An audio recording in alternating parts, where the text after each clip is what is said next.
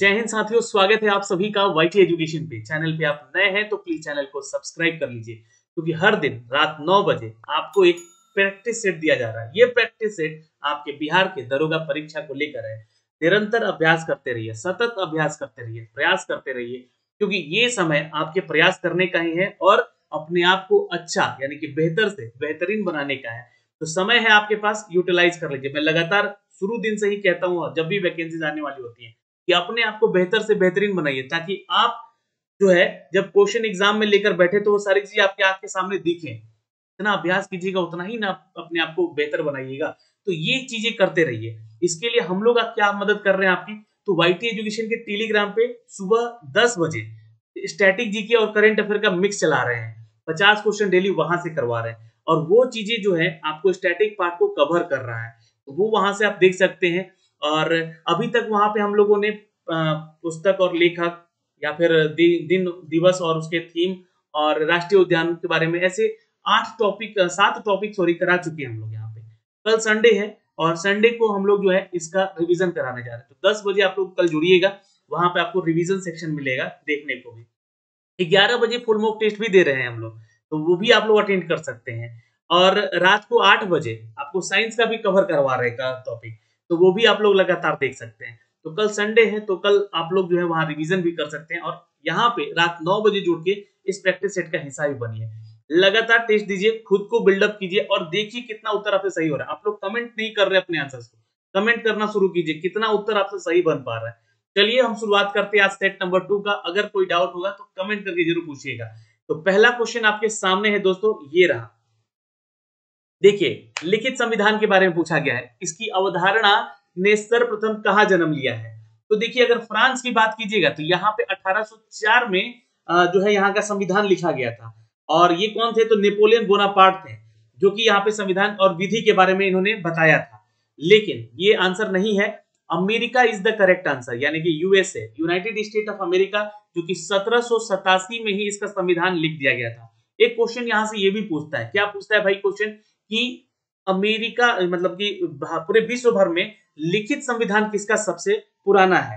तो ये पुराना अगर पूछेगा तो भारत है, लेकिन 1787 में यूएसए का संविधान तैयार हो चुका था, जो कि विश्व का सबसे पहला लिखित संविधान था। ये याद रखिएगा, भारत का भी लिखित है, लेकिन सबसे प्राचीन जो है हमारा संविधान है। तो प्राचीन पूछेगा तो भारत दीजिएगा वहां पे, ठीक है। अब देखिए, ब्रिटेन का जो है ये मौखिक रूप से संविधान बना हुआ है।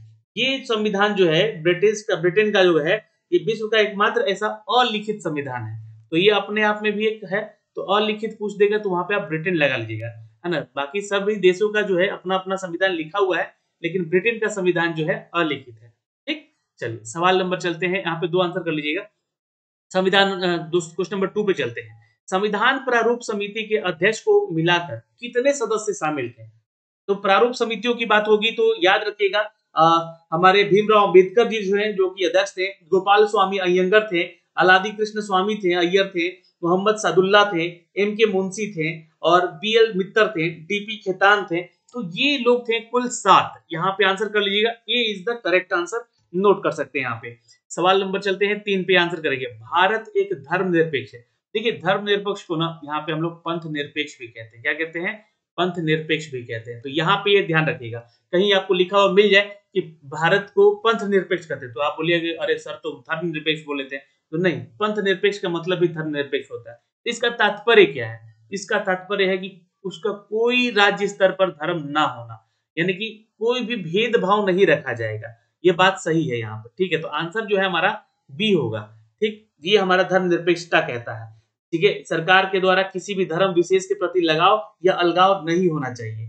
और आंसर कर लीजिएगा यहाँ पे, B is the correct answer. सवाल नंबर 4, ऑस्ट्रेलिया में प्रभंजन, ये प्रभंजन क्या है सर? तो एक अन्य नाम है, ठीक है। किसका नाम है?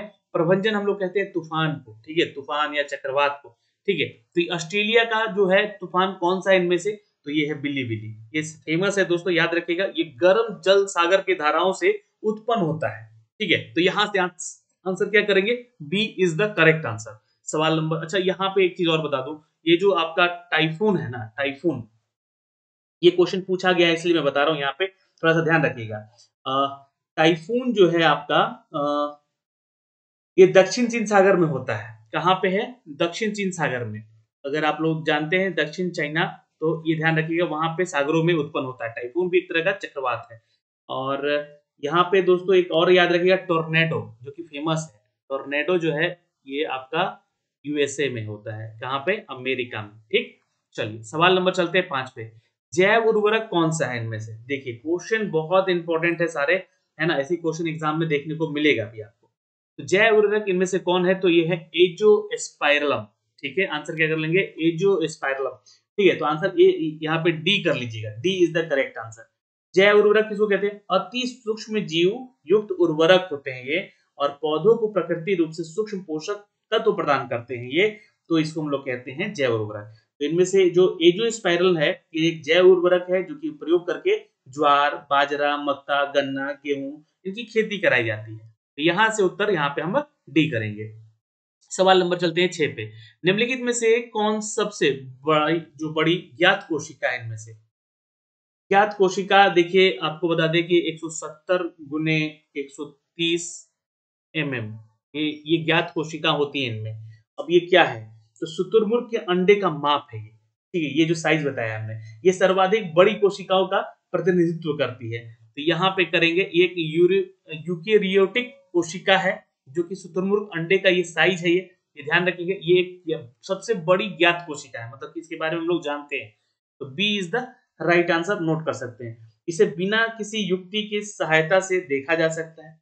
ठीक है, सवाल नंबर चलते हैं 7 पे दोस्तों, आंसर करेंगे। देखिए क्वेश्चन इंपॉर्टेंट, बड़े वाणिज्यिक बैंकों का राष्ट्रीयकरण कब हुआ था? फटाफट आंसर कीजिएगा, क्योंकि ऐसे क्वेश्चन एग्जाम में आपको देखने को मिले हैं। वाणिज्यिक बैंक यानी कि व्यवसायिक बैंक है ना, जिससे कि कमर्शियल बैंक कहते हैं हम लोग। 19 जुलाई डेट याद रखिएगा तो थोड़ा सा ज्यादा आपको सहूलियत होगा, क्योंकि डेट भी कभी कभी एग्जाम में पूछ देता है।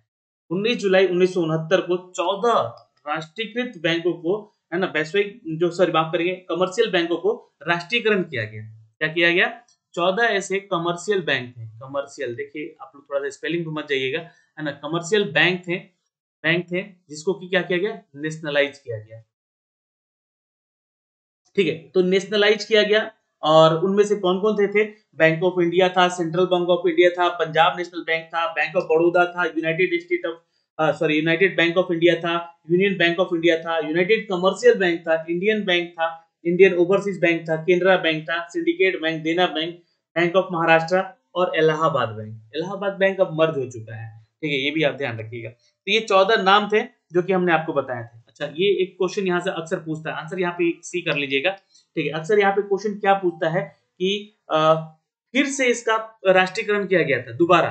तो 1969 के बाद जो है किया, कब किया गया था? 1980 में भी किया गया था। कब, कौन सा डेट था भाई? तो 15 अप्रैल था डेट। अब इसमें 6 और बैंकों को राष्ट्रीयकृत किया गया था, नेशनलाइज बैंक बनाया गया था 6 और बैंकों को। ठीक है, और जिसकी कुल जमाएं जो थी वो 200 करोड़ से ऊपर हुआ करती थी, इसलिए इसको नेशनलाइज बैंक बनाया। कौन कौन था वो? तो पंजाब एंड सिंध बैंक था, न्यू बैंक ऑफ इंडिया था, आंध्रा बैंक था, ओरिएंटल बैंक ऑफ कॉमर्स था, और कॉमर्शियल कॉर्पोरेशन बैंक था, और विजया बैंक था। ये 6 बैंकों को राष्ट्रीयकृत कर दिया गया। फिर 93 में हुआ, फिर उसके बाद 21 और बैंक को जोड़ा गया इसमें। फिर 19 राष्ट्रीयकृत बैंकों में एक स्टेट बैंक को भी शामिल किया गया और एक आईडीबीआई बैंक को रखा गया, लेकिन उनका कार्यभार जो है सब कुछ अलग रहता है। ठीक है, आरबीआई जो है सबका एक सर्वोसर्वा मालिक है, ये रिजर्व बैंक ऑफ इंडिया, जिसके तहत सभी को लोन, बैंक रेट या ये रेपो रेट वगैरह निर्धारित करता है। ओके, सवाल नंबर अब चलते हैं 8 पे। गांधी इरविन समझौता किस वर्ष हुआ था? गांधी इरविन समझौता, डेट याद रखिएगा तो सब कुछ याद रहेगा। 5 मार्च। ठीक है, 5 मार्च सन 1931 ये गांधी और इरविन के बीच एक मध्यस्थता हुई, जिसके ऊपर एक समझौता हुआ, और इस समझौते को प्रसिद्ध किया गया क्योंकि ये सभी ने अवज्ञा आंदोलन स्थापित करता था। ठीक है, तो ये ध्यान रखिएगा। आंसर क्या कर लेंगे यहाँ पे? गांधी इरविन समझौता 1931 में हुआ था दोस्तों। ए इज द करेक्ट आंसर, यहाँ से नोट कर लिया। सभी राजनीतिक बंदी जो थे, है ना, जितने भी राजनीतिक या क्रांतिकारी कह लीजिए, उनके ऊपर हिंसा का आरोप लगाया गया जो कि नहीं था, और उनको रिहा कर दिया गया फिर बाद। तो ये आंसर कर लीजिएगा दोस्तों, इसलिए ये समझौता किया गया था। ईस्ट इंडिया कंपनी की स्थापना किस वर्ष हुई? देखिए आंसर कीजिएगा यहाँ पे। ईस्ट इंडिया कंपनी जो है ना, ये 1600 ईस्वी में भारत आ चुका था। ठीक है, और यहाँ पे 1599 अगर आप कहीं ऑप्शन में देखिएगा तो एक कंपनी का गठन किया गया था, ये ध्यान रखिएगा। अंग्रेज व्यापारी पहले देश के साथ व्यापार करने के लिए आए और 1599 में एक गठन किए, लेकिन 1600 ईस्वी जो है, आप लोग उत्तर सही कीजिएगा, इसका स्थापना वर्ष माना गया। ठीक है, और 15 वर्षों के लिए व्यापार का एकाधिकार किया गया था, बॉन्ड किया गया था, लेकिन ये लोग आकर यहाँ पे बस गए और हम लोगों को एक कथित गुलाम बना लिया। ठीक है, मौलिक अधिकार भारतीय संविधान में उल्लेखित है। आइए, ये क्वेश्चन कितने हैं, ये मतलब हमारे मौलिक अधिकार जो है भारतीय संविधान में उल्लेखित, जिसका आंसर करिएगा 6 इज द करेक्ट आंसर। ठीक है, और भारतीय संविधान के भाग 3 में पूछेगा ये क्वेश्चन, है ना, कि किस में वर्णित है। भाग 3 में अगर आर्टिकल पूछेगा, आर्टिकल जो है हमारा 12 से लेकर, है ना, 12 से लेकर 35 तक, है ना, 12 से लेकर आर्टिकल 35 तक मौलिक अधिकारों के बारे में बताया गया है ना। और 6 हमारे वो मौलिक अधिकार कौन कौन है, अगर आपको पता है तो कमेंट कीजिए, नहीं तो मैं बताता हूँ, है ना। एक है आपका समता का अधिकार, दूसरा हमारा है स्वतंत्रता का अधिकार, तीसरा हमारा है शोषण के विरुद्ध का अधिकार, चौथा है हमारा धार्मिक और स्वतंत्रता का अधिकार, पांचवा है हमारा संस्कृति और शिक्षा के संबंधी का अधिकार, और छठा है संवैधानिक उपचारों का अधिकार। और ये जो छठा है ना, संवैधानिक जो संशोधन होता है या उसके संवैधानिक उपचारों का जो अधिकार है, इसको अंबेडकर जी ने इसका हृदय कहा था, आत्मा कहा था। ठीक है, सवाल नंबर चलते हैं 11 पे। निम्नलिखित में से किस केंद्र शासित प्रदेश के लिए स्पेशल विंटर ग्रेड डीजल का शुभारंभ हाल ही में किया गया? तो 11 का उत्तर कर लीजिएगा दोस्तों, लद्दाख। लद्दाख हमारा जो है ना एक यूनियन टेरिटरी है। क्या है? यूनियन टेरिटरी यानी कि केंद्र शासित प्रदेश है। अब इसका राजधानी पूछ देगा आपसे तो लेह होगा। ठीक है, याद रखेंगे। ठीक है, और यहाँ पे जो है माथुर जी है ना, आर के माथुर, यहाँ के क्या है तो गवर्नर, लेफ्टिनेंट गवर्नर माथुर। ठीक है, स्पेलिंग में मत जाइएगा। चलिए सवाल नंबर चलते हैं दोस्तों 12 पे। जैर जैर बोल्सोनारो वर्ष 2020 के लिए भारतीय गणतंत्र दिवस समारोह के मुख्य अतिथि के रूप में होंगे। श्री बोल्सोनारो जो है किस देश के राष्ट्रपति थे? तो बिल्कुल ये ब्राजीलियन थे, is the right answer. Note कर लीजिएगा, करेक्ट कर सकते हैं यहाँ पे, कनेक्ट कर सकते हैं यहाँ पे, क्वेश्चन इंपॉर्टेंट है आपका, और B is the right answer. सवाल नंबर चलते हैं 13 पे। इंद्रधनुष 2.0 क्या है? देखिए, सबसे एक्सपेक्टेड क्वेश्चन ये आपके परीक्षाओं में पूछे जाते हैं ऐसे। और हाँ, क्वेश्चन नंबर 13 देखिएगा, यहाँ पे इंद्रधनुष 2.0 क्या है? तो ये 8वीं बीमारियों से बचाव के लिए, है ना, 8वीं बीमारियों से बचाव के लिए सरकार की एक अभियान है। तो आंसर यहाँ पे हम लोग ए कर लेंगे, इज द करेक्ट आंसर। सवाल नंबर चलते हैं दोस्तों 14 पे। भारतीय रिजर्व बैंक, देखिए आरबीआई के बारे में हमने अभी आपको बताया ना कि सभी बैंकों का बैंक है ये। तो reserve bank of India Bharat के संविधान की 7वीं अनुसूची में दे दिया गया। इसका सूचीबद्ध कीजिए, केंद्रीय, राज्य समवर्ती या समवर्ती सूची, किस सूची में है? तो भारतीय रिजर्व बैंक भारत के संविधान की 7वीं अनुसूची में दिया गया है और ये केंद्रीय सूची के सूचीबद्ध है। तो आंसर क्या कर लीजिएगा, A is the correct answer. RBI जो है दोस्तों भारत में वित्तीय क्षेत्र का सर्वोच्च संस्था भी है। इसका हेडक्वार्टर कहाँ है? तो ये मुंबई है। ठीक, इसका जो शक्तिकांत दास हैं यहाँ पे अभी क्या है तो प्रेजेंट गवर्नर भी हैं। भारत का जो बैंक है वो बैंकों का बैंक भी ये कहा जाता है दोस्तों। ये क्वेश्चन आ चुका है एग्जाम में। एक क्वेश्चन और पूछा गया है एग्जाम में कि इसका स्थापना वर्ष कब माना जाता है। देखिए 1934 एक्ट लाया गया था, है ना, इसके लिए कि इसको हम लोग जो है अधीन बनाए, और इसको जारी किया गया 1 अप्रैल 1935 से। ठीक, ये आपको याद रखना है, इसका स्थापना वर्ष ये माना जाता है। यहाँ पे एक चीज और देखिएगा, आरबीआई का राष्ट्रीयकरण जो है 1 जनवरी 1949 में किया गया। राष्ट्रीयकरण अगर पूछ लेगा तो ये बहुत इंपॉर्टेंट क्वेश्चन है। राष्ट्रीयकरण, राष्ट्रीयकरण जो है ये आपका कब किया गया? तो यहाँ पे नोट कर लीजिएगा, 1 जनवरी सन 1949, 49। ठीक, ये 3 क्वेश्चन यहाँ से इसको ध्यान में रखिएगा। सवाल नंबर चलते हैं 15 पे दोस्तों, आंसर करेंगे, बहुत इंपॉर्टेंट ये भी क्वेश्चन है। संसद को किस राज्य सूची में, राज्य सूची के विषय पर कानून बनाने का अधिकार दे सकते? अब एक चीज मैं आपको और थोड़ा क्लियर कर दूं कि देखिए जो क्वेश्चन हम आपको करा रहे हैं, ऐसा नहीं है कि सेम हूबहू यही क्वेश्चन उठ कर आएंगे एग्जाम में। नहीं, आप अगर देखिए कोई आपको बोलता है ना कि लूसेंट पढ़ लो या फिर क्राउन पढ़ लो, है ना, या फिर आप कोई एक गाइड बुक पढ़ लो जिसके जरिए आपका एग्जाम निकल जाएगा, नहीं, ये घटना चक्र पढ़ लो, है ना, ये सब क्या है, ये आपका गाइड बुक है। ये आपको पढ़ने से नहीं निकलेगा, इसको समझना पड़ेगा। मतलब कि ये चीज समझाया जा रहा है आपको यहाँ पे कि किस तरह का क्वेश्चन एग्जाम में पूछा जाता है। और लुसेंट जो है आपको ये सारे प्रश्नों का संग्रह दिया गया है, या फिर आपका जो है घटना चक्र जो है इस सारे प्रश्नों का यहाँ पे संग्रह दिया गया है। तो ऐसे प्रश्न आपको देखने को एग्जाम में मिल सकते हैं, लेकिन पढ़ना आपको खुद है। तो आपको उसके लिए क्या पढ़ना है भाई, तो बुक पढ़ना है। अब बुक कौन कौन से पढ़ने हैं, तो वो आप लोग के लिए बुक बताए गए हैं, आप लोग उस वीडियो को देखिएगा, ठीक है। जहाँ पे इतिहास के, पॉलिटी के, ज्योग्राफी के अलग अलग बुक हैं जो कि आपको पढ़ना है। साइंस के लिए भी अलग अलग बुक, तो आपको पढ़ना है उन सभी बुकों को। लेकिन अभी तैयारी है आपकी, तो आप अच्छे से प्रैक्टिस सेट भी लगा सकते हैं। फिलहाल संसद को किस राज्य सूची के विषय पर कानून बनाने का अधिकार दे सकती है, तो राज्यसभा। सी इज द करेक्ट आंसर, यहाँ से आप नोट कर सकते हैं। राज्यसभा संसद को राज्य सूची के विषय पर कानून बनाने का अधिकार देती है। और यहाँ पे राज्यसभा में यदि अपने कुल सदस्यों के बहुमत तथा उपस्थिति जो मतदान करते हैं देने वाले सदस्यों की संख्या 2/3 जो है बहुमत से राज्य सूची के विषय में राष्ट्रीय हित में मानकर कानून बना सकता है या पारित कर सकता है। और इसके बारे में बार बार पढ़ा जाता है। और आर्टिकल जो है हमारा 249, ये लिख लीजिएगा, है ना। मैं यहाँ पे थोड़ा सा मार्क कर दे रहा हूँ यहाँ पे इसको। 249 जो हमारा आर्टिकल है, इसके अंतर्गत राज्यसभा को अधिकार दिया गया है, ठीक है। और भारतीय प्रतिभूति और विनिमय बोर्ड जो है 1988 में स्थापित किया गया था। ये भी लिख देता हूँ यहाँ पे। सवाल नंबर चलते हैं 16 पे दोस्तों। देखिए क्वेश्चन बहुत इंपॉर्टेंट है कि चोल अभिलेखों में उल्लेखित भूमि के विभिन्न कोटियों के अनुसार किसको गैर ब्राह्मण किसान स्वामी कहा जाता है। तो चोल अभिलेख ये आप लोग पढ़े होंगे, है ना। उसके अनुसार जो है वेल्लन वगाई को गैर ब्राह्मण किसान जो है यहाँ पे स्वामी का प्रभुत्व दिया गया। और मंदिर को दिया गया था रख रखाव इनको करने को लेकर, जो कि देवदान चोल काल में ही फेमस हुआ था, ठीक है। तो ये भी चोल काल से संबंधित है।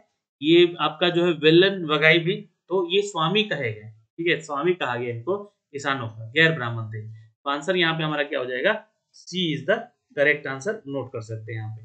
चलिए अगले प्रश्न पे चलते हैं। अगला प्रश्न है हमारा यहाँ पे क्वेश्चन नंबर 17। शेर शाह ने चौसा का युद्ध 1539 और बिलग्राम को 1540 में हराकर उसे जान की ओर भागने के लिए किसको बाध्य किया था। जान नहीं, मतलब कि पाकिस्तान की ओर भागने को बाधित कर दिया था शेर शाह ने चौसा के युद्ध में, ठीक है। तो यहाँ से याद रखिएगा, चौसा का युद्ध हुआ था दोस्तों 1539 में, एक फैक्ट।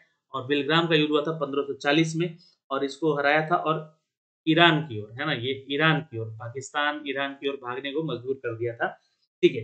तो यहाँ से अपना नोट कर लीजिएगा, आंसर कीजिएगा मोहम्मद आजम शाह को नहीं, ये हुमायूं को किया था दोस्तों, ठीक है। आंसर क्या कर लेंगे, it's C is the correct answer, Humayun is the correct answer. सवाल नंबर चलते हैं 18 पे, आंसर करेंगे यहाँ पे। अगर कोई वस्तु वृत्तीय पथ पर एक समान चलती है तो उसकी गति को एक समान वृत्तीय गति कहा जाता है। तो आंसर कर लीजिएगा यहाँ पे, एक समान वृत्तीय गति कब कहा जाएगा, तो बिल्कुल त्वरण, D is the correct answer. अगर कोई वस्तु वृत्तीय पथ पर एक समान चलती है तो उसकी गति को एक समान वृत्तीय गति भी कहते हैं। और किसी वस्तु द्वारा प्रति सेकंड तय की गई दूरी को यह उसकी चाल कहते हैं। और चाल एक अदिश राशि होता है दोस्तों, ये भी आप ध्यान में रखिएगा। तो यहाँ से मुझे लगता है कि अगर कोई वृत्तीय पथ पे चल रहा है एक समान गति से, तो उसकी गति को एक समान वृत्तीय गति कहा जाता है, उसकी चाल को कहा जाता है, याद रखिए। ये हो जाएगा उत्तर, ये होगा यहाँ पे, चाल होगा, नोट कर लीजिएगा। सवाल नंबर चलते हैं 19 पे दोस्तों, आंसर करेंगे। सरकारी कर्मचारियों द्वारा प्रदान की गई सेवा सहित किसी भी क्षेत्र में असाधारण प्रतिष्ठित सेवा के लिए निम्नलिखित में से कौन सा भारत का दूसरा सबसे बड़ा दिया जाने वाला नागरिक पुरस्कार है। पहला कौन है, तो भारत रत्न, ठीक है, जो कि नागरिक सम्मान है। दूसरा कौन है, तो ये याद रखिएगा सरकारी कर्मचारियों को दिया जाता है, तो ये है परमवीर चक्र, या सॉरी माफ करेंगे, ये परमवीर नहीं, पद्म विभूषण चक्र, ठीक है, याद रखेंगे। तो यहाँ से आप लोग नोट कर सकते हैं। और ये पद्म विभूषण है, तो बी उत्तर होगा हमारा यहाँ पे, ठीक है। सवाल नंबर चलते हैं दोस्तों यहाँ पे 20 पे। इनमें से कौन सा कथन सही है। पहला है कि उपन्यास एंसिलेरी जस्टिस के लेखक चार्ल्स स्टोर्स हैं, और उपन्यास एयर के लेखक जो है एन लेकी हैं। और तीसरा है कि उपन्यास मिशन अर्थ के लेखक हैं अल रोन हवार्ड। तो इनमें से कौन सा कथन सही है, तो ये सही है हमारा, उपन्यास एंसिलरी जस्टिस लेखक चार्ल्स स्टोर्स हैं, और उपन्यास एयर के लेखक हैं एन लेकी। ये दोनों कथन सही है, तीसरा हमारा गलत है। ठीक है, तो ये नोट कर लीजिएगा यहाँ से, ए उत्तर हो जाएगा आपका यहाँ पे, 1 और 2 है जो कि आपका उत्तर यहाँ पे सही है। ओके, अगले सवाल पे चलते हैं। सवाल नंबर 21 पे दोस्तों आंसर करिएगा। निम्नलिखित देशों में से कौन सा देश क्षेत्रीय सहयोग के लिए दक्षिण एशियाई संगठन का सदस्य नहीं है? अब नहीं बोला गया है, ध्यान दीजिएगा यहाँ पे, है ना। दक्षिण एशियाई, तो म्यांमार जो देश है क्षेत्रीय सहयोग के लिए दक्षिण एशियाई संगठन में सदस्य नहीं है। तो यहाँ पे आंसर कर लीजिएगा C, Myanmar is the correct answer. 8 दिसंबर 1985 को काठमांडू में ये सम्मेलन किया गया, इसका स्थापना किया गया, क्योंकि दक्षिण एशियाई संगठन का ये हिस्सा बना, लेकिन म्यांमार उनमें से शामिल नहीं है दोस्तों। सार्क में अगर बात कीजिएगा, है ना, सार्क, तो ये 8 सदस्यीय देश हैं जिसको लोग दक्षिण एशियाई संगठन कह रहे हैं। इसमें भारत, बांग्लादेश, भूटान, श्रीलंका, नेपाल, पाकिस्तान, मालदीव और अफगानिस्तान है। तो यहाँ से आप लोग इनके नाम याद रखिएगा। सवाल नंबर चलते हैं 22 पे दोस्तों, आंसर करेंगे। निम्नलिखित में से कौन सा महारत्नों की सूची में नहीं आता है? तो नहीं आता है महारत्न की सूची में, ये आपको बताना है यहाँ पे, ठीक है। और आंसर क्या कर लेंगे यहाँ पे, तो Hindustan aeronautics limited, Hindustan aeronautics limited जो है, यानी कि ऑप्शन नंबर बी जो है हमारा सही होगा, जो कि महारत्नों की सूची में नहीं आता। 9 महारत्न है, अब 12 हो चुका है इनका सूची। सवाल नंबर चलते हैं 23 पे। भारतीय संविधान में राष्ट्रपति के चुनाव की प्रणाली किस देश से ली गई है? वर्तमान में भी टोटल 10 हैं, अब 12 हो चुकी हैं, ठीक है। 10 थी महारत्न कंपनियां, NTPC, ONGC, SAIL, IOCL, CIL, भेल, गेल और Hindustan petroleum corporation, power grid वाला और इंडियन ऑयल कॉर्पोरेशन वाला, ठीक है। तो 10 है, और नवरत्न का दर्जा जो है कंपनियों की संख्या अभी 14 हो चुकी है, माफ करेंगे 12 नहीं 14 हो चुकी है। ओके, भारतीय संविधान में राष्ट्रपति के चुनाव की प्रणाली किस देश से ली गई है? तो आंसर करिएगा, it's Australia, D is the correct answer. Australia में राष्ट्रपति के चुनाव की प्रणाली वैसे ही है जैसे कि भारत में है, और ब्रिटेन से संसदीय शासन प्रणाली लिया गया था। क्या हुआ, यहाँ से लिया गया था संसदीय शासन प्रणाली, है ना। तो आपको देखने को मिलता होगा कि हम लोग का जो कंट्री है ना, कंट्री जो है हम लोग का एकदम इंग्लैंड के संविधान के जैसा ही हूबहू मिलता जुलता है। तो ये ध्यान रखिएगा, ब्रिटेन संसदीय शासन प्रणाली और एकल नागरिकता का जो है हमें यहाँ से भी संविधान में हमने जोड़ा अपने आप को। यूएसए से हम लोगों ने जो है मौलिक अधिकारों को लिया है, बहुत सारी चीजों को। राष्ट्रपति का पद जो है वो यूएसए में वर्णित है। न्यायपालिका का स्वतंत्रता वो भी यूएसए से हमने लिया है अपने संविधान में। समवर्ती सूची, प्रस्तावना, भाषा ऑस्ट्रेलिया से लिया है हमने, ये भी ध्यान रखिए। तो सी उत्तर हो जाएगा हमारा। सवाल नंबर चलते हैं 24 पे। अधिकार परीक्षा शब्द का शाब्दिक अर्थ क्या है? अधिकार परीक्षा शब्द का शाब्दिक अर्थ, तो किस अधिकार से, इसका अर्थ होता है किस अधिकार से। जब कोई व्यक्ति अवैध रूप से किसी सार्वजनिक पद पर आसीन हो जाता है तो न्यायालय उससे पूछताछ करता है कि वह किस अधिकार से उस पद पर धारण किया है। व्यक्ति जो है अनाधिकारी रूप से अगर वहां गया है तो उसको सस्पेंड किया जाएगा, हटाया जाएगा, और न्यायालय उस पद को छोड़ने का आदेश भी देगा। अच्छा, यहाँ पे आपको बता दें कि आर्टिकल जब आप 32 पढ़िएगा, आर्टिकल 32 में एक आपके पास ऑप्शन होता है रिट, है ना, रिट जांच का, जो कि आपको अधिकार है। यहाँ पे बंदी प्रत्यक्षीकरण, परमादेश, उत्प्रेषण आदि अधिकार परीक्षा के बारे में बताया गया है। तो ये हमारा संबंधित है आर्टिकल 32 से, ये आप ध्यान रखेंगे। सवाल नंबर चलते हैं दोस्तों, क्वेश्चन नंबर 25 पे। निम्नलिखित में से सूर्य तथा पृथ्वी से विकसित ऊष्मा के अवशोषण के लिए सबसे अधिक आवश्यक क्या है? तो कार्बन डाइऑक्साइड है भाई, CO2 है, ये आप ध्यान रखिएगा, इंपॉर्टेंट क्वेश्चन है। वायुमंडल में CO2 की मात्रा कितनी होती है? तो 0.03 होती है प्रतिशत। और ऑक्सीजन सभी गैसों में सर्वाधिक महत्वपूर्ण है और समस्त जीवधारियों के लिए जरूरी भी होता है। तो ऑक्सीजन तो जरूरी है हमें जीने के लिए, ये ध्यान रखिए। लेकिन आंसर यहाँ पे ए कर लीजिएगा। सवाल नंबर 26 पे चलते हैं दोस्तों। निम्नलिखित में से कौन एक सदिश मात्रा या सदिश राशि नहीं है? तो आंसर यहाँ पे कीजिएगा दोस्तों, विद्युत धारा, D is the correct answer. Note कर लीजिएगा, यह एक क्या है? तो यह एक अदिश राशि है। अब सदिश राशि और अदिश राशि के बारे में लगातार हमने बताया, वेग, बल, त्वरण, ये सभी क्या है? सदिश राशियां हैं। लेकिन जो विद्युत धारा है वो आपका अदिश। अदिश राशि क्या होता है? अदिश राशि जो होता है जिसमें कि आपको केवल परिमाण हो, केवल परिमाण है ना, दिशा नहीं, लेकिन सदिश राशियों में परिमाण के साथ साथ दिशा भी होता है, जिसे हम लोग सदिश राशि कहते हैं। ये दोनों चीजें क्लियर रखिएगा। सवाल नंबर चलते हैं 27 पे। क्वेश्चन 27 इंपॉर्टेंट है। राष्ट्रवादी कांग्रेस पार्टी की स्थापना किस वर्ष? आप लोगों से एक रिक्वेस्ट है कि अभी चैनल को सब्सक्राइब कीजिए, है ना, अभी कीजिए, अगर नहीं किए हैं तो ऐसे टेस्ट आपको लोगों को लगातार मिलेंगे आपके टेल एग्जामिनेशन तक। और आप लोग वाईटी एजुकेशन का टेलीग्राम भी ज्वाइन कर लीजिए, है ना, जहाँ पे पीडीएफ आपको दिए जाएंगे इसके, और साथ में आपको इसके टेस्ट क्यूजेस भी करवाए जा रहे हैं। ठीक है, तो राष्ट्रवादी कांग्रेस पार्टी की स्थापना हुई है दोस्तों, याद रखेंगे यहाँ पे इट्स 1999, यानी कि B is the correct answer, है ना। ये राष्ट्रवादी जो है, राष्ट्रवादी कांग्रेस पार्टी, एनसीपी कहते हैं इसको, एनसीपी कहते हैं, याद रखेंगे। ये 1999 में बना। और राष्ट्रीय जनता दल अगर पूछेगा, राष्ट्रीय जनता दल जो कि बिहार में लालू यादव की पार्टी है, इसका गठन किया गया 1997 में जनता दल को तोड़ के, और उधर जनता दल यूनाइटेड बना जो कि नीतीश कुमार की पार्टी है। समाजवादी पार्टी आपको बता दें कि 1992 में बनाया गया था समाजवादी पार्टी। कि समाजवादी पार्टी जो है सपा, है ना, ये आपका मध्य उत्तर प्रदेश की पार्टी है, और ये मुलायम सिंह यादव की पार्टी थी, कि अब अखिलेश यादव जो है इसके करता धरता है। सवाल नंबर चलते हैं 28 पे। 1918 में महात्मा गांधी ने किस राज्य में खेड़ा जिले के किसान की मदद के लिए सत्याग्रह आयोजन किया है? तो ये खेड़ा जो विद्रोह हुआ था, ये गुजरात में हुआ था, गांधी जी का संबंधित है, ये ध्यान में रखिएगा। कब हुआ था? तो भाई 1918 में हुआ था। और महात्मा गांधी ने सत्याग्रह का सर्वप्रथम जो प्रयोग है 1907 में ही कर दिया था। कहाँ पे? तो दक्षिण अफ्रीका में। ठीक है, ये 1907 में ही कर दिया था।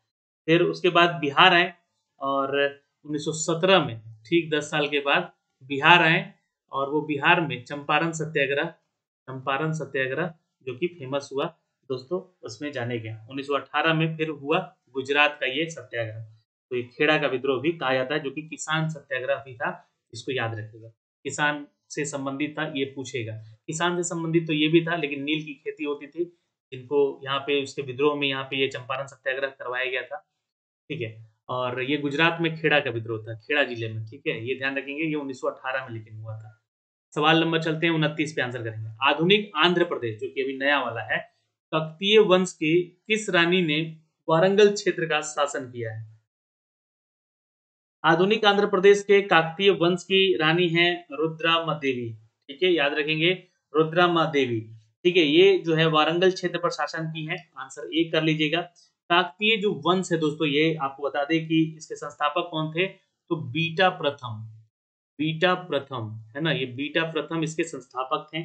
इस वंश का सबसे शक्तिशाली जो शासक था वो था किसका? काकतीय वंश का पूछा गया है ना, सबसे शक्तिशाली अगर पूछेगा ऐसे लिख कर, तो बताइएगा। शक्तिशाली जो है, आपको ये चारों ऑप्शन दे देगा, आपको कंफ्यूज करेगा।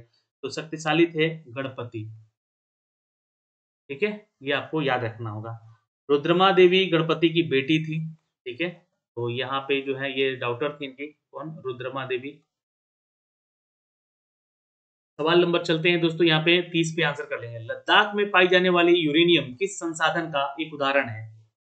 तो बिल्कुल आंसर कर लीजिएगा दोस्तों। यहाँ पे विकास और प्रयोग के आधार पर संसाधन दो भागों में बांटे जाते हैं, जो कि आपको आंसर करना होगा यहाँ पे कि संभाव्य संसाधन, C is the correct answer. Note कर लीजिएगा यहाँ पर। एक होता है आपका वास्तविक संसाधन, और दूसरा होता है आपका संभाव संसाधन। वास्तविक और संसाधन, ये दो भाग में बांटा गया है इसको। लेकिन जो आपका संभाव्य संसाधन क्या है? वैसी वस्तुएं जिनकी मात्रा निश्चित संख्या का अनुमान हम नहीं लगा सकते हैं, जिनका प्रयोग हम इस समय नहीं कर रहे हो, और भविष्य में दोहन किया जा सके उसका, जैसे कि लद्दाख में पाया जाने वाला यूरेनियम। तो दोहन करने के लिए हो सकता है कि, या बम वगैरह बनाने के लिए उस क्षेत्र को जो है यहाँ पे का प्रयोग किया जा सके। ये संभाव्य संसाधन होते हैं, और वास्तविक संसाधन जो कि आपको मिल रहे हैं, खनिज वगैरह, पेट्रोलियम वगैरह, वो होते हैं। सवाल नंबर 31 पे चलते हैं। दर्पण जैसे चिकने पृष्ठ से होने वाले परिवर्तन को परावर्तन करता है। बिल्कुल याद रखेंगे दोस्तों, दर्पण जैसे चिकने पृष्ठ से होने वाले परावर्तन को नियमित परावर्तन यानी कि रेगुलर रिफ्लेक्शन कहते हैं। रेगुलर रिफ्लेक्शन कहते हैं।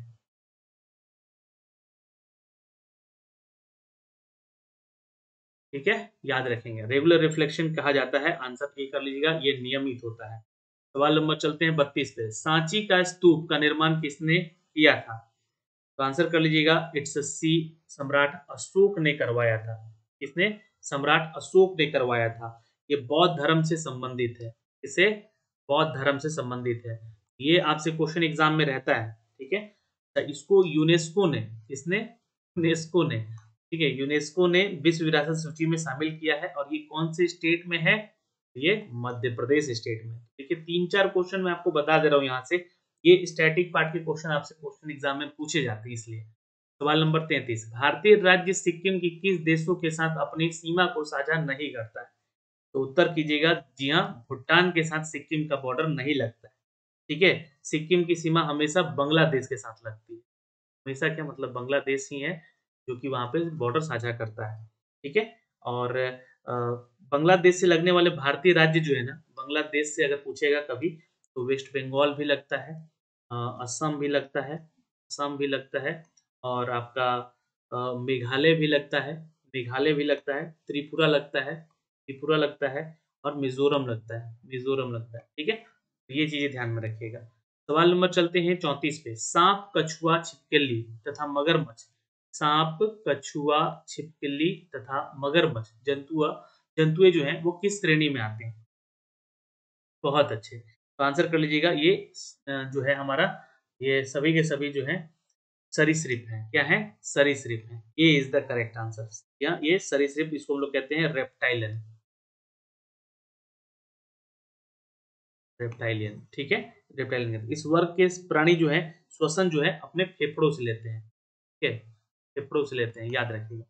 सवाल नंबर चलते हैं दोस्तों 35 पे। मृदा में जल तनाव मापने के लिए प्रयोग किया जाने वाला यंत्र क्या कहा जाता है? इसको, ये क्वेश्चन आया हुआ एग्जाम में बिहार दुर्गा में। इसको कहते हैं तनाव मापी। क्या कहते हैं? टेंसनियोमीटर, टेंशन मीटर, एमीटर। ठीक है, इसको कहते हैं टेंशन मीटर। ठीक है, जो कि मृदा में जल का तनाव मापता है। और प्रकाश मापी को क्या कहते हैं भाई? इसको कहते हैं फोटोमीटर, जो कि प्रकाश में तीव्रता मापता है। क्या नापता है? तीव्रता। और ये जल तनाव मापता है, तनाव मापी। दोनों चीजों में अंतर है, कंफ्यूज मत होइएगा। सवाल नंबर 36 पे चलते हैं दोस्तों, आंसर करेंगे। यहाँ पे बहुत इंपॉर्टेंट क्वेश्चन है। ठीक है, मानव आत्मा का एक शरीर से दूसरे शरीर का गमन किस वैदिक साहित्य का विश्वास है? बिल्कुल, आंसर कर लीजिएगा दोस्तों, यहाँ पे उपनिषद, ये is the correct answer, note कर सकते हैं। साहित्य उपनिषद का विश्वास इसको कहते हैं। और उपनिषद को वेदों का सार भी कहा जाता है। ब्रह्म विद्या से संबंधित होने के कारण इसे यह कई भाग में वेदांत भी कहा गया है। तो इसलिए आंसर यहाँ पे हमारा ये हो जाएगा। सवाल नंबर चलते हैं 37। अलवर कौन थे? 37 का उत्तर कीजिएगा दोस्तों, ये वैष्णव संत थे। सी इज द करेक्ट आंसर, वैष्णव संत थे। और दक्षिण भारत में वैष्णव धर्म के प्रचार करने वाले संत को अलवर कहा जाता था, क्योंकि तो वही दक्षिण भारत में शैव धर्म के प्रचार करने वाले संतों को ननियार कहा जाता था। ठीक है, जो शैव धर्म को पालन करते थे उनको यहाँ पे ननवार कहा जाता था। और जो अलवर के थे, अलवर जो थे वो वैष्णव संत हुआ करते थे। तो सी उत्तर यहाँ पे सही होगा। सवाल नंबर 38 पे चलते हैं, यहाँ पे आंसर करेंगे। बाणभट्ट लेखक थे, आंसर कीजिएगा इसका। बाणभट्ट किसके लेखक थे? तो आंसर कर लीजिएगा, हर्षचरित्र भी लिखा, कादम्बरी भी, और पर्वतीय परिणय भी। ये आंसर डी कर लीजिएगा, इस सभी के लेखक। एक क्वेश्चन कल आप लोग जो है क्यूज में कंफ्यूज हुए थे कि बाणभट्ट जो है कहाँ के निवासी थे। तो जन्म इनका देखिए छपरा जिला में हुआ, और ये रहते थे मुजफ्फरपुर के, जी हाँ, थानेश्वर में। और तो इनका निवास स्थल थानेश्वर हो गया। तो जन्म स्थल पूछेगा तो जन्म बताना, दोनों में कंफ्यूज नहीं होना। ये एनसीईआरटी के बुक में क्वेश्चन था आपका। सवाल नंबर चलते हैं 39 से। भारत का पहला मुस्लिम आक्रमणकारी कौन था? तो ये थे Muhammad bin Qasim. B is the correct answer, note कर सकते हैं यहाँ पे। ठीक है, मोहम्मद बिन कासिम जो है is the correct answer. Bharat का पहला मुस्लिम जो था, जो कि आक्रमणकारी था। और इसे 712 ईस्वी में, कब? 712 ईस्वी में सिंध पर आक्रमण करके अपने अधिकार में इसको लिया था। मोहम्मद गौरी का भारत का पहला आक्रमण कब था? तो 1175 ईस्वी में। ठीक, चलिए, मुल्तान पे किया था आक्रमण। सवाल नंबर 40 पे चलते हैं। शाहजहां की किस पुत्री ने कैद के समय उसकी सेवा की थी? तो शाहजहां की पुत्री थी दोस्तों जहां आरा, याद रखिएगा, B is the correct answer. और ये कैद के समय इसकी सेवा की थी दोस्तों। औरंगजेब ने इसको जो कि इसका पुत्र था शाहजहां का, इसको कैद कर दिया था 1658 ईस्वी में कैद किया था इसको। ये भी क्वेश्चन पूछा गया था एग्जाम में एक बार। ठीक है, शाहजहां की मृत्यु कब हुई थी? 1666 में हुई। सवाल नंबर चलते 41 पे। निम्नलिखित में से किस मुगल बादशाह ने राजा राम मोहन राय को अपने दूत के रूप में लंदन भेजा था? देखिए, राजा राम मोहन राय के समकालीन कौन सा मुगल बादशाह यहाँ पे था, ये आपको जानना जरूरी है। तो सन 1905 का ये दौर था। बंगाल विभाजन के आदेश हुए थे, लॉर्ड कर्जन आए थे। लॉर्ड कर्जन 1900 जो है आपका, सॉरी माफ करेंगे यार, जो मुगल बादशाह था उस समय वो था अकबर द्वितीय। ठीक है, सी, अकबर द्वितीय राजा राम मोहन के समकालीन थे, इसको लंदन भेजे थे। ठीक है, इनको, राजा राम मोहन राय को अकबर द्वितीय ने लंदन भेजा था। और मुगल बादशाह अकबर द्वितीय ने राजा राम मोहन राय को उपाधि भी दी थी। तो ये भी क्वेश्चन पूछता है, तो अकबर मत कीजिएगा वहां पे। ठीक है, तो ये क्वेश्चन इंपॉर्टेंट है। सवाल है 1905 के बंगाल के विभाजन का आदेश किसके द्वारा दिया गया था? लॉर्ड कर्जन, अभी मैं वही बता रहा था सर। सवाल नंबर चलते हैं 43 पे। समवर्ती सूची के अंतर्गत निम्नलिखित में से कौन सा विषय शामिल है? तो देखिए, समवर्ती सूची में 3 विषय है, संघ सूची, राज्य सूची और समवर्ती सूची, 3 सूचियां हैं हमारी। इसमें की समवर्ती सूची में टोटल 47 है ना, 47 विषय हैं मूल संविधान में, जो कि 52 थे। ठीक, और समवर्ती सूची पर केंद्र और राज्य दोनों मिलकर कानून बनाता है। ठीक है, तो सेंटर और जो स्टेट है वो दोनों मिलकर क्या बनाएगा? कानून बनाएगा समवर्ती सूची में। तो ये भी ध्यान रखिएगा। अब यहाँ पे जो आंसर कीजिएगा वो कीजिएगा दोस्तों, श्रमिक संघ इज द करेक्ट आंसर, विषय में शामिल भी है। सवाल नंबर चलते हैं 44 पे। निम्नलिखित में से कौन सा भारतीय संचित निधि पर भारतीय व्यय नहीं है? नहीं बोला गया है। तो याद रखेंगे दोस्तों, यहाँ पे आंसर कर लीजिएगा, पंचवर्षीय योजना पर भारतीय व्यय नहीं है। ये इज द करेक्ट आंसर। पंचवर्षीय योजना जो है ये व्यय भारतीय संचित निधि पर आधारित नहीं है। संघ लोक सेवा आयोग के अध्यक्ष और सदस्यों के व्यय या उच्चतम न्यायालय सुप्रीम कोर्ट के न्यायाधीशों पर व्यय तथा भारत सरकार का ऋण प्रभार सभी संचित निधि पर भारित नहीं होता है। ये पंचवर्षीय योजना इज द राइट आंसर। बाकी जो है इस पे भारित व्यय बनता है, भारत सरकार ही खर्च करती है इनके ऊपर। सवाल नंबर चलते हैं 45 पे। यदि लोकसभा के अध्यक्ष अपने कार्यकाल के समाप्त होने के पहले अपना पद त्याग करना चाहें तो अपना त्याग पत्र किसे देंगे वो? जी हाँ, यदि लोकसभा के अध्यक्ष अपने कार्यकाल समाप्त होने के पहले त्याग पत्र देना चाहें तो अपना त्याग पत्र लोकसभा के उपाध्यक्ष को देंगे। किसको देंगे? B is the correct answer. Lok Sabha के स्पीकर जो होते हैं लोकसभा के सदस्यों को बहुमत के द्वारा चुने जाते हैं, ये भी ध्यान रखिएगा, जो कि त्याग पत्र उपाध्यक्ष को ये देते हैं। तो B he is the correct answer. सवाल नंबर, अच्छा, केंद्रीय विधायक मंडल प्रथम जो है भारतीय स्पीकर बने थे 1952 में, ये भी पूछा जाएगा। और कौन बने थे? तो विठल भाई पटेल बने थे। ये आपको याद रखना है। ठीक, चलिए सवाल नंबर चलते हैं 46। मालवा के पठार के उत्तर पश्चिम में स्थित है पर्वत श्रृंखला को क्या कहा जाता है? तो बिल्कुल उत्तर कर लीजिएगा दोस्तों, यहाँ मालवा के पठार भारत के मध्य प्रदेश के क्षेत्र और छत्तीसगढ़ के क्षेत्र को ये कवर करता है। तो और राजस्थान के क्षेत्र को, तो ये ध्यान रखिएगा, इसको अरावली पर्वत कहा गया। तो ये संबंधित है, ए इज द करेक्ट आंसर, यहाँ से आप नोट कर सकते हैं। अच्छा, अमरकंटक की चोटी मैकाले पठार से संबंधित है ना, अमरकंटक जो अगर देगा तो। और अरावली की पहाड़ियां जो है राजस्थान में अवस्थित है, ये भी ध्यान रखिएगा। इसका सबसे ज्यादा क्षेत्र मध्य प्रदेश और राजस्थान में ही है। सवाल नंबर चलते हैं 47 पे। भारत के उष्ण कटिबंधीय सदाबहार वन कहाँ पाए जाते हैं? तो ये आपको ध्यान में रखना होगा, ये आपको भारत के उष्ण कटिबंधीय जो क्षेत्र है ये केरल में पाए जाते हैं। ये is the correct answer, note कर लेंगे यहाँ पे, Kerala is the correct answer. और उष्ण कटिबंधीय सदाबहार वन जो होते हैं ये विषुवत रेखीय प्रदेश और उष्ण कटिबंधीय प्रदेशों में पाए जाते हैं। ऐसे वन में यहाँ पे जो है 200 सेंटीमीटर से अधिक वर्षा होने वाले क्षेत्र को कहते हैं उष्ण कटिबंधीय सदाबहार वन। सवाल नंबर चलते हैं 48 पे दोस्तों। गंगा नदी के 2 प्रमुख स्रोत क्या हैं? बिल्कुल याद रखेंगे दोस्तों, क्वेश्चन नंबर 48 का यहाँ पर, बिल्कुल भगीरथी और अलकनंदा, भगीरथी और अलकनंदा, ए इज द करेक्ट आंसर। और यहाँ से आप नोट कर सकते हैं यहाँ पे। सवाल नंबर चलते हैं 49 पे। निम्नलिखित में से कौन सा राज्य शहतूत कीट पालन का उत्पादन में अग्रणी है? शहतूत कीट पालन जो है कर्नाटक करता है सबसे ज्यादा। कौन करता है? कर्नाटक करता है। और भारत का जो है विश्व का जो एकमात्र ऐसा देश है भारत जो है जो कि शहतूती, एरी तसर और मूंगा सभी 4 किस्मों के रेशम का उत्पादन करता है। तो रेशम के कीट ये याद रखेंगे, शहतूत कीट का पालन कर्नाटक में होता है और भारत जो है पूरे विश्व भर में जो है पहले स्थान पे है। ठीक है, और ये 4 किस्म का यहाँ पे शहतूत होता है। रेशम की जन्मभूमि किसे कहते हैं? एक क्वेश्चन पूछेगा, रेशम की जन्मभूमि किसको कहते हैं? तो याद रखिएगा, चीन को कहते हैं। ठीक है, चीन को कहते हैं, ये क्वेश्चन मत भूलिएगा। सवाल नंबर 50, लॉन्ड्री साबुन क्या है? फटाफट आंसर करते हैं यहाँ पे। जी हाँ, ये प्राकृतिक स्रोत की उच्च दर वसा वाले अम्लों के सोडियम लवण को मिश्रण को कहते हैं हम लोग। ठीक है, आंसर क्या कर लेंगे? ए इज द करेक्ट आंसर। यहाँ पे ए उत्तर कर लीजिएगा। सोडियम क्लोराइड क्या होता है? NaCl होता है ये, और ये साधारण लवण जो कॉमन सॉल्ट कहा जाता है ये। ठीक है, और NaCl को बर्फ के साथ मिलाकर यहाँ पे फ्रीजिंग मिक्सचर बनाया जाता है ना, जिसको हम लोग कहते हैं हिम मिश्रण। ठीक, चलिए सवाल नंबर चलते हैं 51 पे। लार की प्रकृति क्या होती है? लार जो है दोस्तों आपको बता दें कि इसका पीएच मान जो होता है ना, ये अक्सर पूछता है एग्जाम में, 6.8 होता है। ठीक, और इस ये जो है ये अम्लीय होता है। क्या होता है? अम्लीय होता है।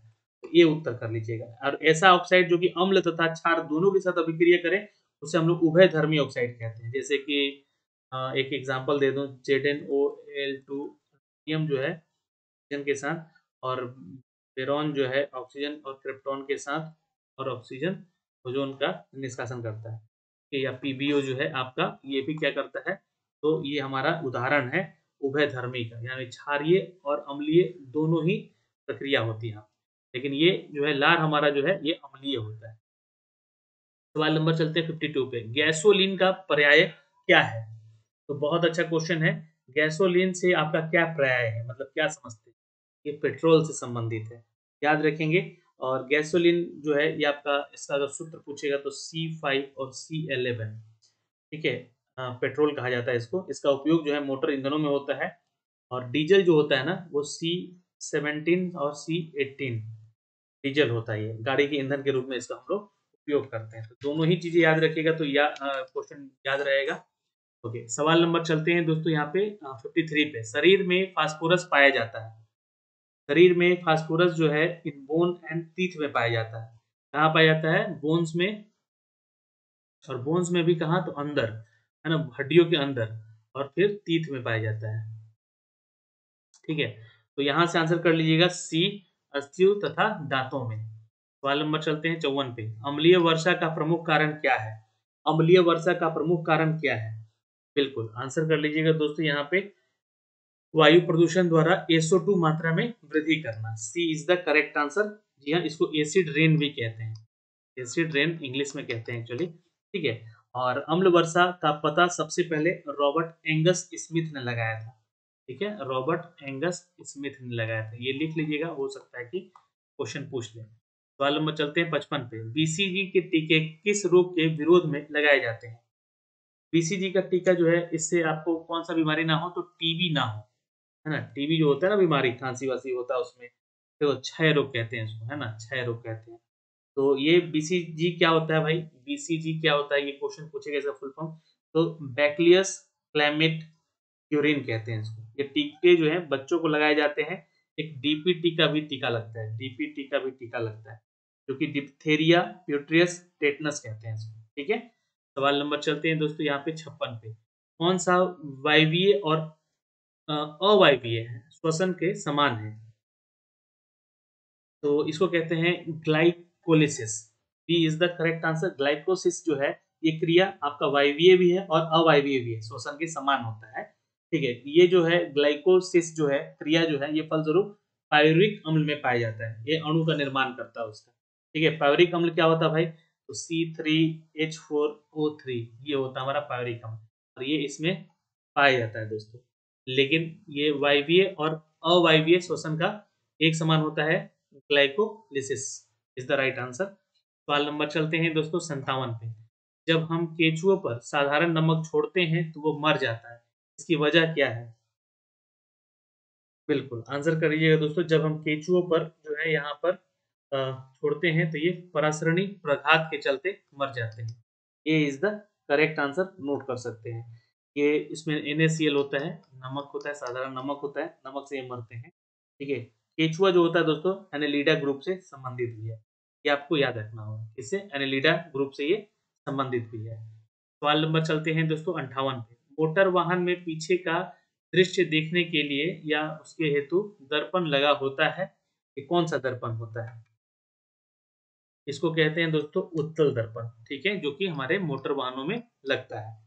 ठीक है, जिससे कि हमें दूर की चीजें पास दिखाई देती हैं। ठीक है। सवाल नंबर चलते हैं दोस्तों 59 पे। हाइड्रोजन गैस भरा गुब्बारा क्या है? तो बिल्कुल ये ध्यान रखिएगा, हाइड्रोजन गैस भरा गुब्बारा जो है ये आपका हवा में केवल तभी ऊपर उड़ेगा जब उसका कुल भार विस्थापित भार के बहुत कम होता है। तो ये याद रखिएगा दोस्तों, हवा में केवल तभी ऊपर उड़ेगा जब उसका कुल भार विस्थापित भार के कम होता है। सवाल नंबर चलते हैं 60 पे। मुंगेर निम्नलिखित में से किसकी राजधानी थी? तो ये मीर कासिम की राजधानी थी। ये उत्तर कर लीजिएगा यहाँ पे, या Mir Qasim is the correct answer. अच्छा, मीर कासिम जो था रॉबर्ट क्लाइव के हाथों की कठपुतली बंदा था। नवाब मीर जाफर को अंग्रेजों ने 1760 में ही हटाकर मीर कासिम को वहां का नवाब बना दिया था बंगाल का। इसलिए यहाँ पे उसका कठपुतली भी इसको कहा जाता है। क्वेश्चन पूछ लेगा आपसे।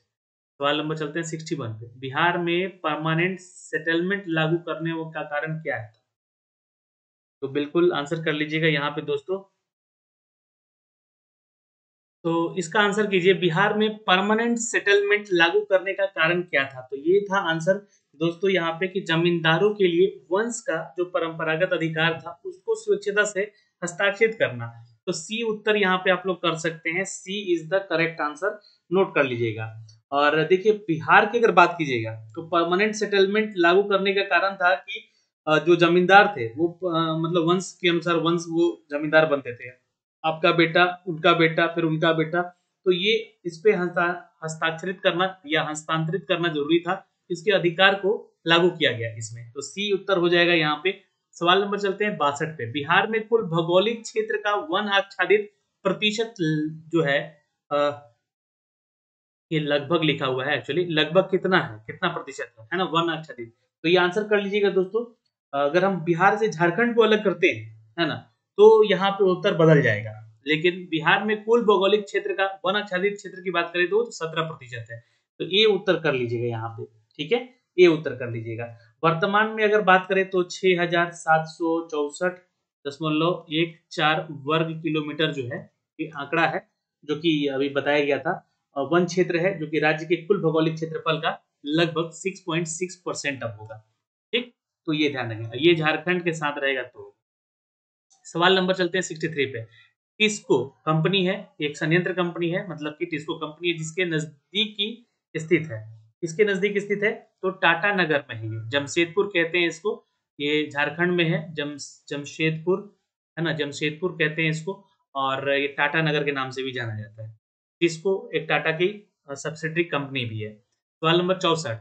यूनेस्को द्वारा निम्नलिखित में से किस क्षेत्र में योगदान के लिए कलिंग पुरस्कार दिया जाता है? तो ये जो कलिंग पुरस्कार है ये विज्ञान के क्षेत्र में भी होता है। और विश्व विज्ञान दिवस के रूप में 10 नवंबर को, है ना, 10 नवंबर को होता है विश्व विज्ञान दिवस। ये दिया जाता है उस दिन। तो आंसर क्या कर लेंगे यहाँ पे? सी, विज्ञान के क्षेत्र में ये दिया जाता है दोस्तों। ठीक है, तो यहाँ से आंसर क्या कर लेंगे? सी, विज्ञान इज द राइट आंसर। सवाल नंबर 65। सार्क का मुख्यालय कहाँ स्थित है? तो ये काठमांडू नेपाल में है। याद रखिएगा कहाँ पे है भाई? काठमांडू नेपाल में है। ये क्वेश्चन आया हुआ है एग्जाम में आप लोग का, है ना। काठमांडू नेपाल में। सार्क में 8 देश हैं, मैंने अभी आपको बताया। इसका स्थापना किया गया था 8 दिसंबर 1985 को। ठीक है। और सार्क के सदस्य देश भारत, पाकिस्तान, बांग्लादेश, श्रीलंका, नेपाल, मालदीव और भूटान, अफगानिस्तान है। ठीक है। और अप्रैल में जो है अफगानिस्तान इसका जो सार्क का सदस्य देश बना था, लास्ट वही है। सवाल नंबर चलते हैं दोस्तों 66 पे। निम्नलिखित में से सुमेलित कीजिए। तो यहाँ पे आइए सुमेलन करते हैं हम लोग, और बताइए कि यहाँ पे कौन सा सुमेलन सही है। ठीक है, तो यहाँ पे जो है आपका आनंद दुग्ध सहकारिता बीजी कुरियन से संबंधित है। निर्मल हृदय मदर टेरेसा, सदा सदा सदाकत आश्रम राजेंद्र प्रसाद और पवनार आश्रम विनोबा भावे, ये सभी सुमेलन यहाँ पे सही है, इसलिए ऑप्शन नंबर ई यहाँ पे आप लोग कर सकते हैं। इनमें से कौन सुमेलन सही है फिर से बताना है। तो देखिए यामिनी कृष्णमूर्ति भरतनाट्यम से सही है, तो यही उत्तर आपका सही होगा यहाँ पे। और यहाँ पे वसीम जाफर जो है ये राजनीति से नहीं, ये बल्कि क्रिकेट से संबंधित है। किससे संबंधित है? क्रिकेट से संबंधित है। राजा रवि वर्मा ये चित्रकारी से संबंधित, चित्रकारी से संबंधित नहीं है। राहुल गांधी क्रिकेट से लिखा गया है, ये वसीम जाफर क्रिकेट से होगा, राहुल गांधी राजनीति से होगा, ठीक है। और ये राजा रवि वर्मा जो है चित्रकारी से होगा। ये जो है यहाँ पे ए और आपका 3, ए और सी जो है आपका ये सही सुमेलन है, ए और सी सही सुमेलन है। भरतनाट्यम से है, ये ध्यान रखेंगे। यहाँ पे 2 आंसर होना चाहिए मुझे लगता है। राजा रवि वर्मा चित्रकारी से संबंधित हैं जहाँ तक मुझे याद है, ठीक है। तो आंसर यहाँ पे वैसे ये आप लोग कर लीजिएगा, क्योंकि ये ही आपको यहाँ पे सही दिख रहा है। सवाल नंबर चलते हैं 68 पे। निम्नलिखित में से कौन सा जोड़ा सही है? बांदीपुर तमिलनाडु क्या सही है यहाँ पे? नहीं, ये कर्नाटक में है, ठीक है, कर्नाटक में है, ये कर्नाटक का राष्ट्रीय उद्यान बांदीपुर। मानस जो है ये असम में है, कहाँ पे है? असम में है। और सिंपली पाल जो है ये आपका उड़ीसा में है, बिहार लिखा गया है, इसको उत्तर कीजिएगा, उड़ीसा में। कहाँ पे है? उड़ीसा में। और रणथंभौर जो है राजस्थान में, तो ये उत्तर हमारा यहाँ पे सी हो जाएगा। सवाल नंबर चलते हैं यहाँ पे। निम्नलिखित में से कौन सही सुमेलित है? तो सही सुमेलन बताना है आपको फिर से, तो इसका आंसर कीजिएगा। देखिए वर्धमान ट्रॉफी जो है ये वेट लिफ्टिंग से संबंधित है, ये सही सुमेलन है यहाँ पे, तो डी उत्तर कर लीजिएगा, ठीक है। यहाँ पे आप क्या कर लेंगे? डी उत्तर हमारा सही हो जाएगा। सवाल नंबर चलते हैं 70 पे। निम्नलिखित में से कौन सा सही सुमेलित है, सम्मिलित है? तो आंसर कीजिएगा यहाँ पे दोस्तों, इनमें से भारतीय पेट्रोलियम संसाधन जो है आपका देहरादून में है, भारतीय सिक्योरिटी प्रेस नासिक में है, और केंद्रीय कांच और मृतिका ये कोलकाता में। तो ये आंसर हमारा डी है, सभी यहाँ पे सही है। राजीव गांधी अंतरराष्ट्रीय विमानपत्तन कहाँ स्थित है? तो ये कहाँ पे है भाई? तो आंसर कीजिएगा बी, हैदराबाद में है। और ये इसका स्थापना कब किया गया था? तो 1 अप्रैल को किया गया था सर, यहाँ पे 1995 में, ठीक, ये डेट याद रखिएगा। ये जो है आपका भारतीय विमानपत्तन प्राधिकरण, इसके अध्यक्ष कौन है? तो अरविंदर सिंह थे, अरविंदर सिंह थे, अरविंद सिंह थे, अरविंद सिंह थे, अरविंद सिंह। और भारतीय विमानपत्तन जो है इसका मुख्यालय कहाँ पर है? तो ये न्यू दिल्ली में है, ये आपको यहाँ से याद रखना होगा, ठीक है, हेडक्वार्टर। सवाल नंबर चलते हैं दोस्तों 72 पे। मछलियों के यकृत के तेल में किसकी प्रचुरता है? तो ये प्रचुरता मछली के तेल में होती है विटामिन डी का, ठीक है, तो विटामिन डी है ऑप्शन में, A is the correct answer, note कर सकते हैं। अच्छा, ये विटामिन का आविष्कार पूछेगा किसने किया था? तो फंक ने किया था 1911 में, ये भी आप याद रखिएगा, किसने किया था? तो फंक ने किया था। सवाल नंबर चलते हैं दोस्तों यहाँ पे 73 पे। आंसर करेंगे यहाँ पे क्वेश्चन नंबर 73 का। पूछ रहा है कि चंद्रमा के धरातल पर 2 व्यक्ति एक दूसरे की बातचीत नहीं सुन सकते हैं, क्योंकि? तो नहीं सुन सकते हैं क्योंकि वहां वायुमंडल ही नहीं है ना। तो सिंपल सा आंसर यहाँ पे यही हो जाएगा। और जहां वायुमंडल नहीं होगा वहां पे कोई माध्यम नहीं होगा। और चंद्रमा की सतह और उनकी आंतरिक स्थिति का अध्ययन करने वाला विज्ञान को हम लोग क्या कहते हैं? तो सेलेनोलॉजी कहते हैं। क्या कहते हैं इसको? सेलेनोलॉजी, ठीक है, इसको याद रखिएगा। सवाल नंबर चलते हैं 274 पे। भारतीय प्रौद्योगिकी संस्थान में कौन सा सर्वप्रथम स्थापित है? तो आंसर कर लीजिएगा दोस्तों, Kharagpur is the correct answer, IIT Kharagpur is the correct answer.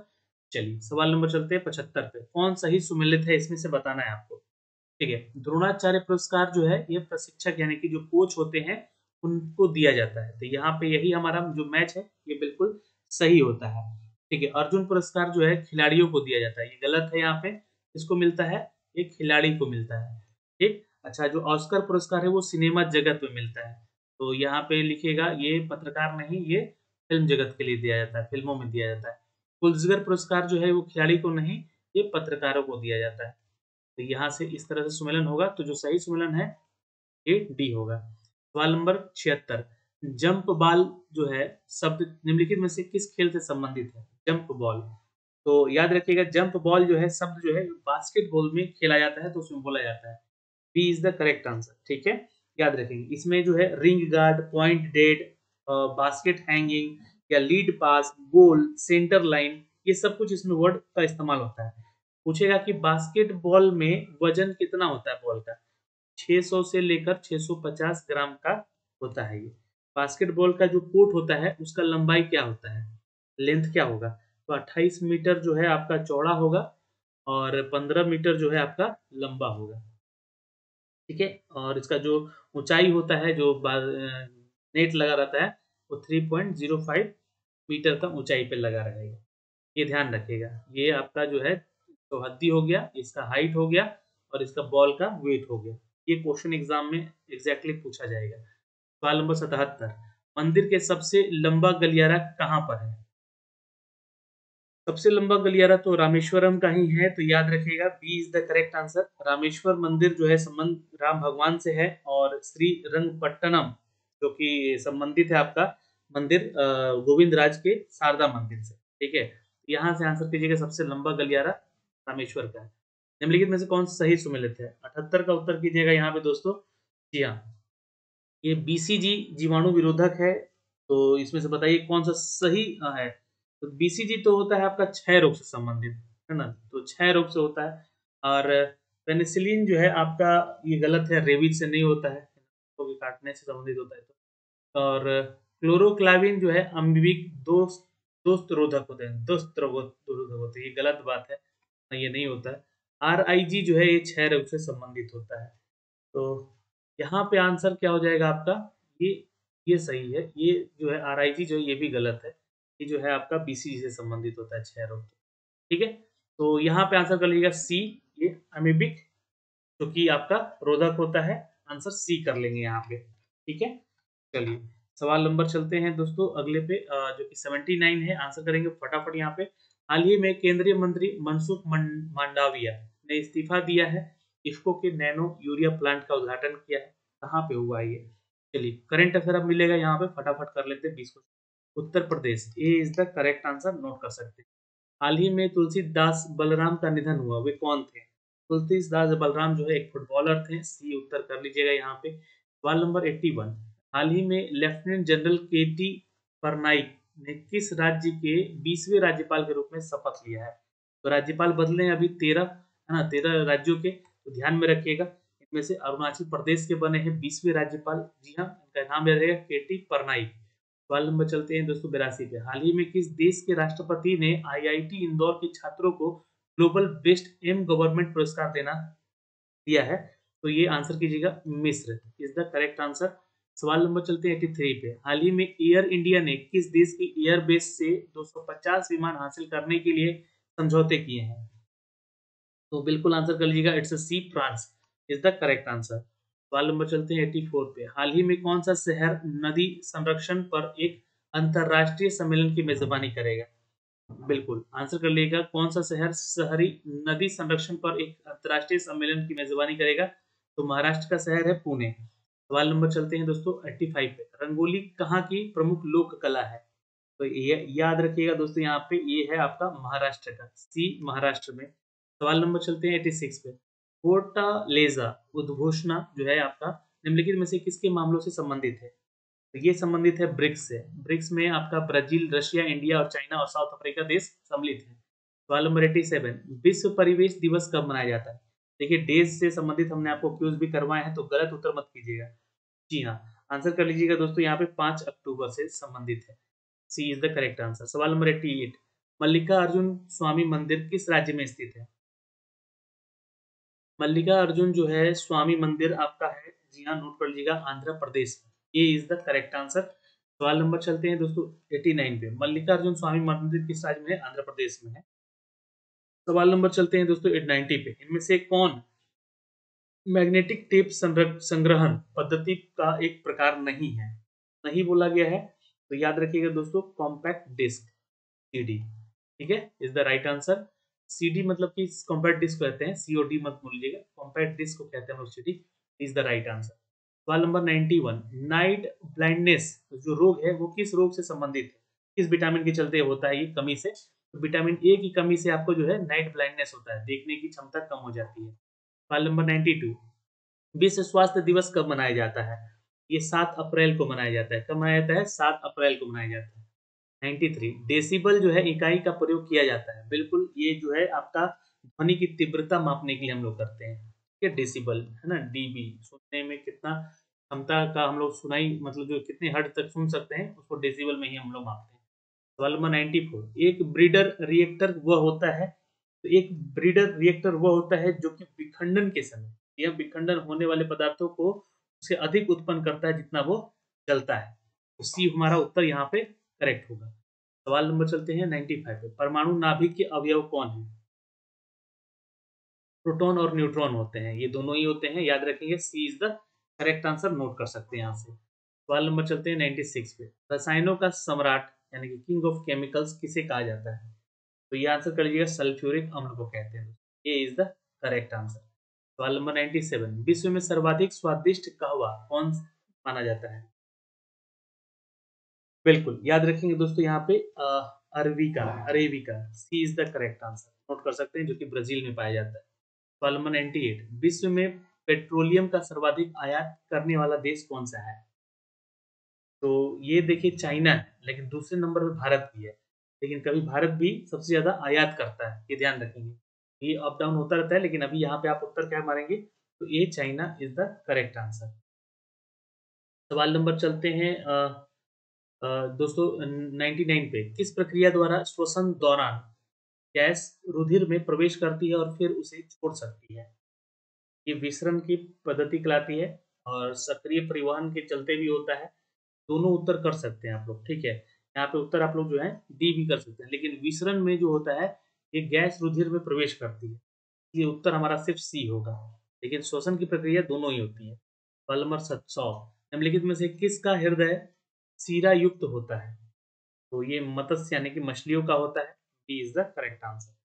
तो आपने यहाँ पे कितना उत्तर सही किया है आप हमें कमेंट सेक्शन में कमेंट करके जरूर बताइएगा, और बी हमारा उत्तर यहाँ पे सही हो जाएगा। तो 100 प्रश्नों में कितने उत्तर आपके सही हुए, क्यूज आपको कैसा लगा ये भी कमेंट करके जरूर बताइएगा। और जय हिंद, मिलते हैं अगले वीडियो में।